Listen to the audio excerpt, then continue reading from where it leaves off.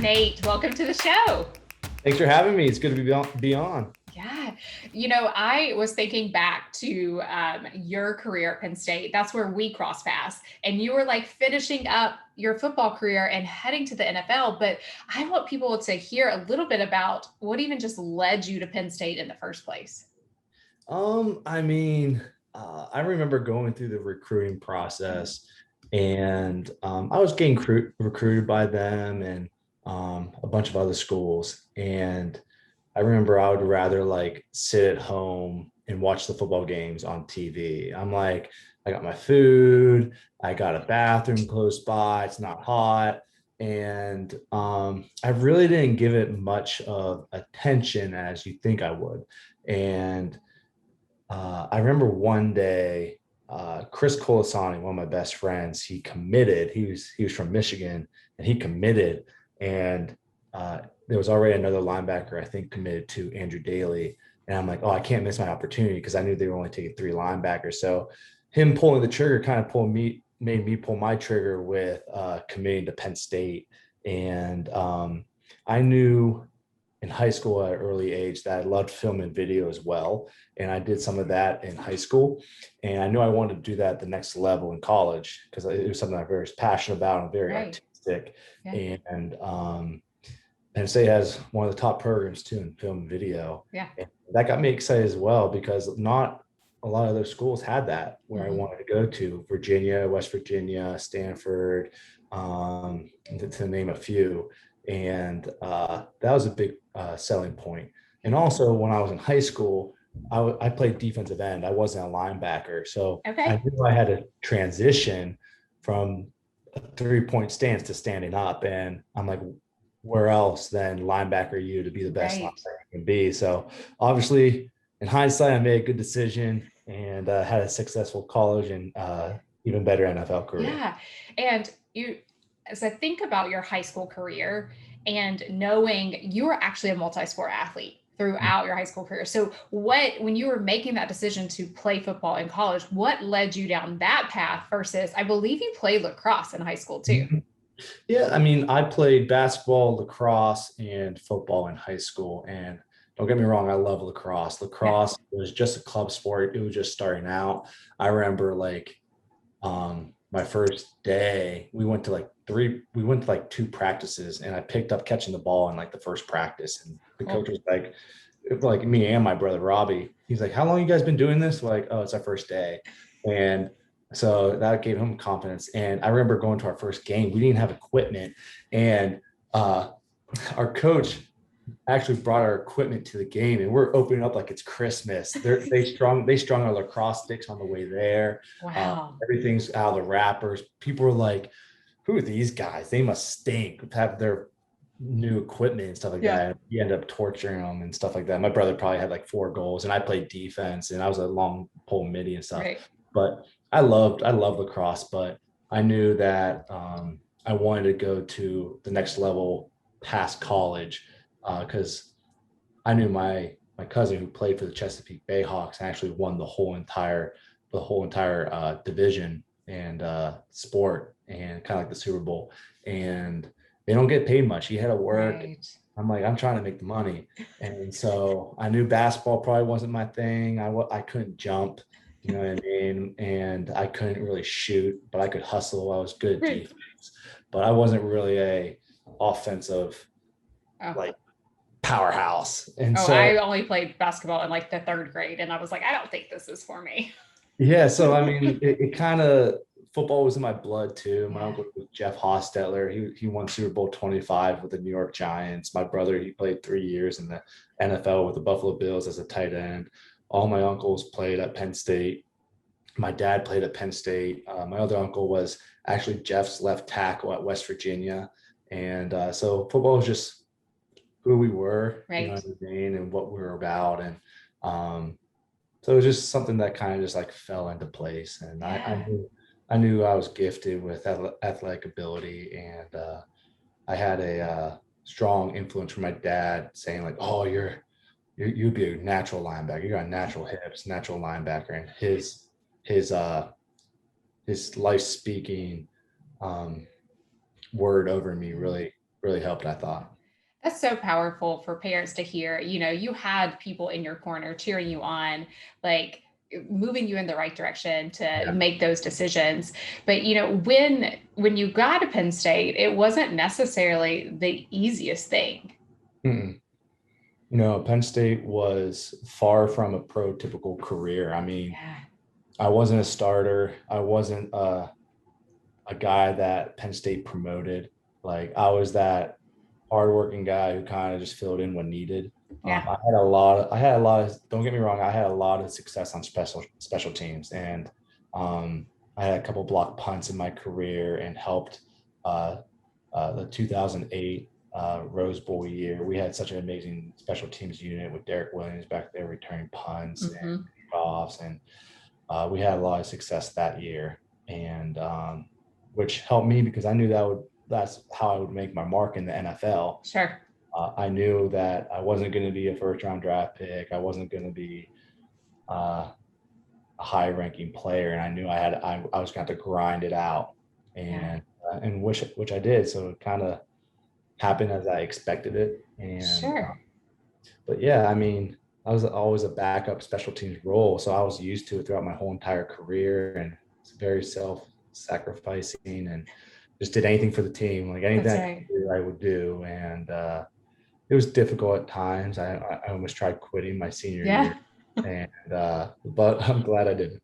Yeah. I mean, because I'm thinking your senior year and you're like, I'm just done with this. But like you Mhm. had already made up your mind that the next level was the NFL. So how did you kind of come out of that, the trial, just thinking like, I'm done with this. Like I want to quit.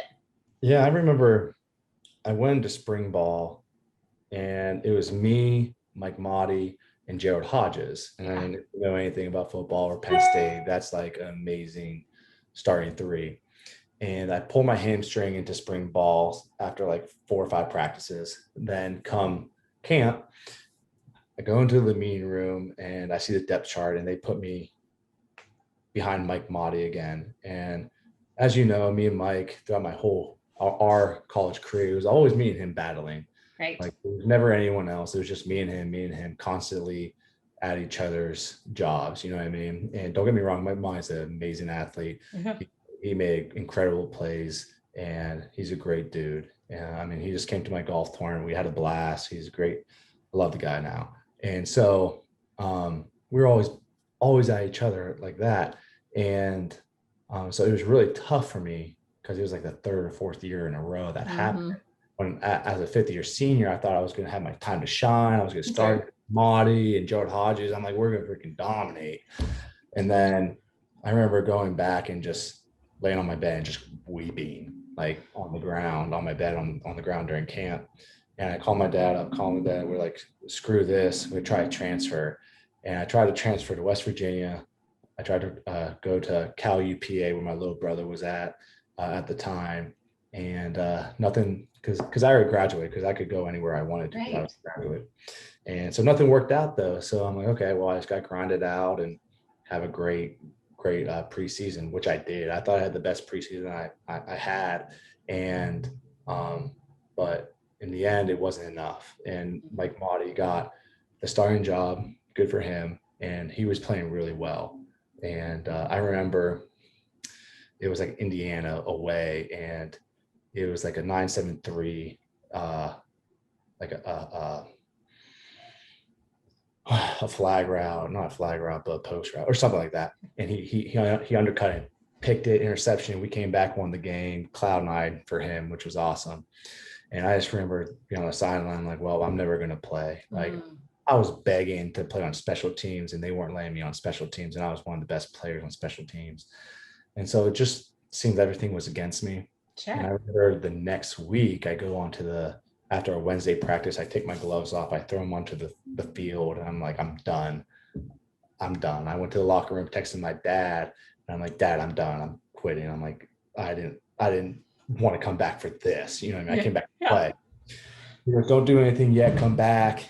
We'll talk about it. I'm like, okay. And I'm trying not to cry in my locker. Sure. And so we go back, crying, praying, and my mom and dad were there for me when I needed it. And my dad was like, I don't know what the Lord has in store for you, but he's never failed you yet. And you never quit anything in your life. So see this through and just see what happens. And I remember the next game, not getting any playing time in the first half, nothing. I go to my dad. My dad's on the sideline because he's alumni. And I go, doesn't this suck? He goes, yeah. And then we watch Mike go into the third quarter. He goes for open tackle and tears his ACL again. Oh, And as much as that sucks, and I felt so bad for him because I think it was like his second one. mm, I go in, I have tons of success for the next 9 games. I go to the NFL Combine, I get drafted to the 7th round to the Raiders. I jump around and have a crazy NFL career, play yeah, 8 years and everything like that. I wouldn't trade it for the world. And yeah, going from quitting and not playing football to the career that I had is nothing but just a God story. yeah. And I'm so thankful and so blessed that I have that type of story because I tell some people it and they're like, that's truly inspirational and it helps Yeah. people get through some rough times and just waiting for their opportunity to shine. Yeah, I'm even thinking of some of our high school athletes who are listening to the show and they're thinking, gosh, that sounds really familiar. Like I'm down in the depth chart. Like, oh my gosh, like this is just not going my way. Yeah. And, what's some of the advice that you could give them? Because I mean, that was a lot of challenges all piled into like one thing that you were like overcoming left and right. Yeah. I mean, you have to have a strong will. Mhm. It's not for the faint of heart. And just when you don't think it's political, it's political. You know what I mean? No matter what level you're at, it's political. Um, and sometimes it depends on how much people are getting paid or who likes who, or it doesn't necessarily mean the best player play. You would hope so. Right. But I think it's getting better though. Mm-hmm. But you have to be strong and you have to be a tough person. Sure. And what Coach Payton would say, you get to have grit. Yeah. And We talk about, same with Dan Quinn. That was a big preaching point with him and Coach Payne about just having grit. And it's not saying that just something you have to grind through. You know what I mean? Because day in, day out, you're doing the same thing over and over and over again. You're sore, you're mentally weak. And just when you think you're about to give up, you never know when that next opportunity is, that's because I right. was so close from not even having an NFL career, and who knows what my life would have been if I didn't Right. do that. And but for any high school player going through, I would say just keep one step at a time, one day at a time, one week at a time, because you never know when the next man is up. Right. And I always preach to practice squad guys or second or third stringers is, look, you're a starter. You just have to wait for your opportunity, Right. because like there's a lot of opportunities when um, like Paul Leslie would go down, or Paul Warlow went down when I was with the Falcons, and Darnell Ellaby went down with the Saints, and I got thrown into the starting role. And the expectation is that there is no drop That's right. in performance. Like you're going in there, you got to do the exact same thing that starter's doing, who got paid more millions of dollars than you.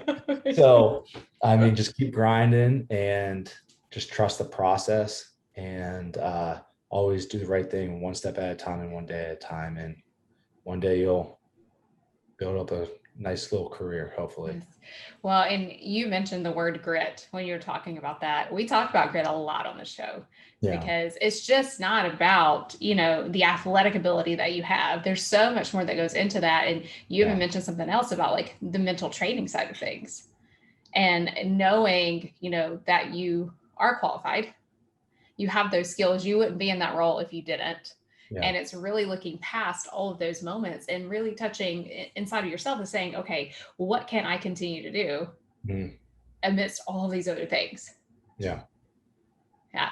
So you mentioned too a little bit about, your NFL career wasn't exactly like the easiest career either.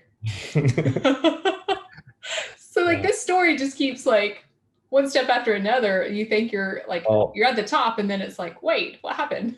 yeah. Well, I mean, I'm glad I had college career that I did because it prepared me for the NFL. Right. And I think that the Lord was just prepping me for what I had to go through.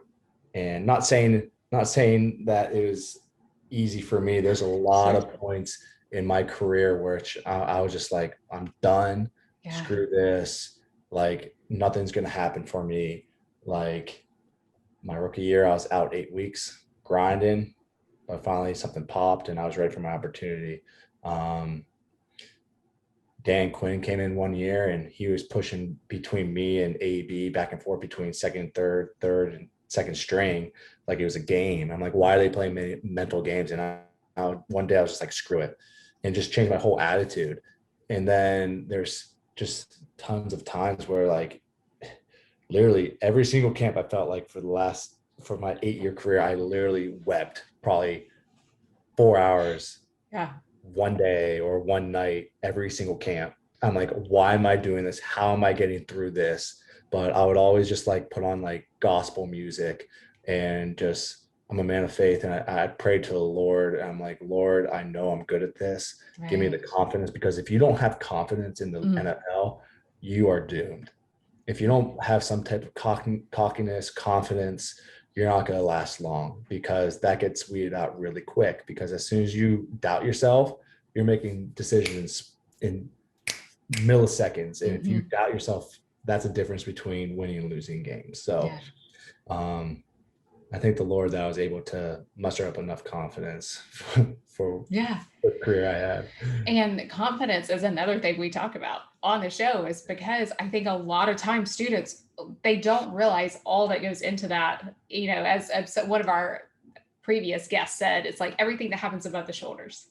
Like you got to be in tune with everything above the shoulders, and you've got to know like where you stand, what's that confidence level look like, checking in with yourself to know how you can continue to perform at such a high level. Yeah. You got to understand in the NFL, everyone's fast. Everyone's strong. Everyone's smart. Yeah. But does everyone have grit? Right. Does everyone have the grit to continue to push through and to do it day in, day out, day in, day out?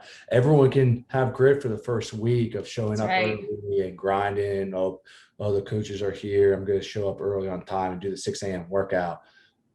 But it's funny because like, as you get through the league, I'm just like, I'll give it 2 weeks. Give it 2 weeks. And all of a sudden the attendance starts dropping, 6 a.m. workouts and stuff like that. And it's something where you always have to have routine, sticking to your routine and keeping the path of success that I followed, that I saw other people do. Right. And had good advice from other people and trusted that process. Because as soon as you're like, I can do this, do that, do my own thing, and just trust your natural athletic ability, it's not going to last long. Well, I would even take that to the level of at the collegiate athlete level. All of those little things that you were talking about of having the routine, you know, you don't really have a choice not to show up to strength training, right? Like at the college level, but thinking of like even the things outside of that, of like pushing just one step harder in those moments. Because when you go from the high school level to the collegiate level, yeah, you might have been the fastest on your team at the high school level, but everybody on your collegiate team are faster too. Yeah. And so having that moment of saying, how can I set myself apart every single day, having the routine, going to class, making sure your academics are squared away, and then always giving it that 1% extra. Yeah. Nate, you know, the podcast is called Confessions from the Sidelines. Oh gosh, I knew this question was coming. Yes. I would love to know, what is your favorite memory from standing on the sidelines? From standing on the sidelines or by the sidelines? Oh, that's good. Because I've had some plays that ended at the sidelines. Oh, well, I want it from the vantage point of standing on the sidelines. Okay, fine. I want to see. Yes. What did you experience? Give you both? I give you both. Why not? Let's do it. I'll give you both. Okay. My senior year, after the whole debacle and I started playing again, we had a home game against Purdue. And right before half, I had a really nice interception, and I ran it down to the sideline, and I got hit out of bounds late. So there's a penalty flag. We got 15 extra yards. We only had to gain a field goal. But it was funny because where I ended up on the sideline was where my dad was standing, and I spiked the Oh, ball, oh, and I like totally got the chills. ball actually hit my dad, and there's actually a picture that was captured of him like on the side like this, and me like spiking the ball. And I got that for like my Father's Day gift that year and stuff like that. It was a very special moment That's really cool. between him and I. And so that was from on the sideline, by Right. the sideline. Yeah. But my favorite moment from being on the sideline, my goodness, since I was on the sideline a lot. Right. There's so many. Let's find just um, one. oh goodness. I would have to say, I think that's when Terrell Pryor was quarterback. Mm-hmm. And I think they fumbled or something, and they're going to win the game. And we picked it up or something like that. And we won. And it's like the famous picture of Terrell on the bench, Yeah. like that, and winning that game. Now I can't remember. My memory is not the greatest, but that was one of the most favorite memories of Yeah. being on the sidelines. I can't remember, but I don't that was a very remember. special Yeah. moment. Um, but let me see if I can think of another one. I mean, that's a really cool moment because you saw like everything that went into it. Here you are, your teammates are just like going all out. Yeah. And I mean, even though you were having like some turmoil inside, it was just like the perfect thing of you being able to witness Another that. Yeah, another one was I think it was like week 1 or week 2. Sean Lee, I think it was like 2008 or something like that. I think we were playing like the Akron Zips or something like that. Sean Lee goes and hits the fullback, takes on the fullback, throws him out of his way, tackles the running back, makes the running back fumble, and he picks it up and recovers it. And I'm on Okay. the sideline like, how am I supposed to compete with that? I'm Yeah. like, I'm like, I don't have no shot. I'm like, that's why it's linebacker you. Yeah. Welcome to linebacker you right Yeah, now. and I was young. I saw that. I'm just like, holy crap. I'm like, is this what I'm getting myself into? I'm like, my goodness. I'm Maybe like, that should that's have been your why he's key. gonna be like a first round draft pick. I'm like, Yeah. my goodness, Sean. Yeah. Oh, that's amazing. I love like having these conversations and hearing people talk about their favorite memories on the sidelines because it just brings up so much about why we love college athletics and why like student athletes really want to continue on their sport.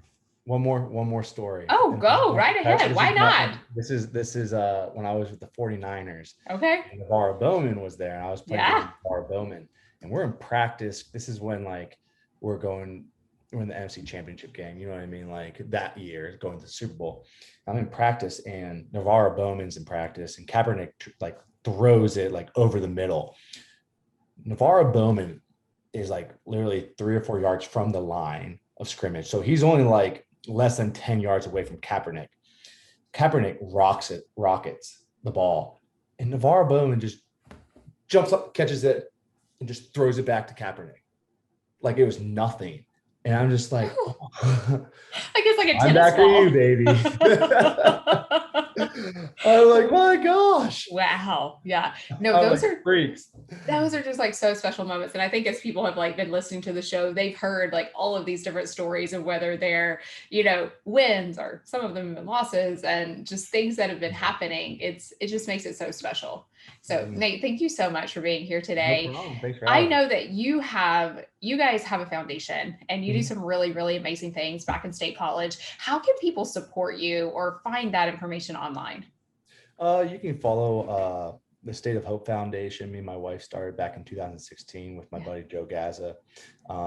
It is to help disadvantaged kids in the State College area coming from broken homes, single parents, foster kids, and just less fortunate situations. And really finally being back home and understanding what really goes on, and Mhm. finally seeing it firsthand is it's sad because you think Happy Valley is Happy Valley, Right. which it is, but it Yeah. also has some dark areas. And just trying to do our part. And I mean, you can go to our website, stateofhopefoundation.org, I believe, and the handle is SOH_foundation on Instagram and Twitter. We have an annual celebrity golf tournament that we just did Yeah. our 4th year. Mike Monty came to it, Jordan Hill, Josh Hall, Yeah. Penn State linebacker, my brother John Stupar, Stefan Wisniewski, Super Bowl champ, and a couple others. And yeah, we're doing some amazing things. We just bought a bus for Penns Valley Youth Center with That's helping so cool. transport the kids to there, especially during COVID, because Mm-hmm.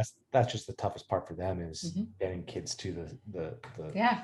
the center. And but we did Christmas shopping sprees, gift cards this year because of COVID. We're opening up bank accounts and savings accounts for these kids, and just trying to help one kid at a time. So We will be sure to include those links, the social media handles, and that way if anyone is, interested in supporting you guys or just following along with what you guys are doing, because it's so powerful. And I think for a lot of people, they may not realize how small of a community like State College in the Center County area is, and this is a huge impact that you guys are having. Thank you very much. Appreciate that. All right, thanks again for being here. No problem. Thanks for having me.